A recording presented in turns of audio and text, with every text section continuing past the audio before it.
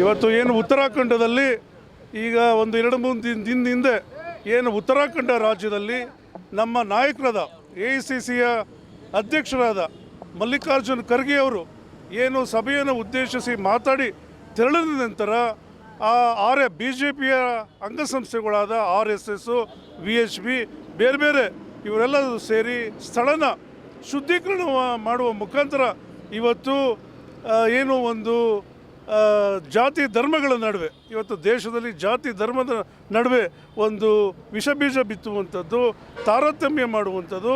ಆಮೇಲೆ ಈ ಒಂದು ಪ್ರಕರಣ ಇವತ್ತು ದೇಶದ ಬರೀ ಮಲ್ಲಿಕಾರ್ಜುನ್ ಖರ್ಗೆ ಸಾಹೇಬಿಗೆ ಮಾಡಿದಂಥ ಅವಮಾನ ಅಲ್ಲ, ಇಡೀ ದೇಶದಲ್ಲಿ ವಾಸವಾಗಿರುವಂಥ ದಲಿತ ಸಮುದಾಯ ಹಾಗೂ ಇನ್ನೂ ತುಳಿತಕ್ಕೊಳಗಾದಂಥ ಶೋಷಿತ ವರ್ಗಗಳಿಗೆ ಮಾಡಿದಂಥ ಅಪಮಾನ.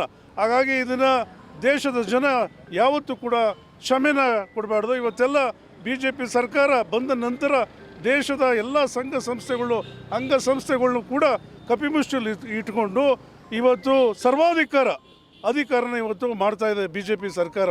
ಹಾಗಾಗಿ ನಾವು ಈ ಒಂದು ಘಟನೆನ ಖಂಡಿಸಿ ಇವತ್ತೇನು ಸಂವಿಧಾನ ಮಾಡಿರೋದೇನಕ್ಕೆ, ಇವತ್ತು ಸಂವಿಧಾನನ ಬಾಬಾ ಸಾಹೇಬ್ ಅಂಬೇಡ್ಕರ್ ಅವರು ತಂದಿದ್ದೇನಕ್ಕೆ, ಇವತ್ತು ಎಲ್ಲ ಸಮುದಾಯನೂ ಕೂಡ ಒಂದು ಸಮಾನವಾಗಿ ಬಾಳ್ವೆ ಮಾಡಬೇಕು ಅನ್ನೋ ಒಂದು ಸಂವಿಧಾನನೇ ಧಿಕ್ಕರಿಸಿ ಇವತ್ತು ಈ ಒಂದು ಇದನ್ನು BJP RSS ಮಾಡ್ತಾ ಇದೆ.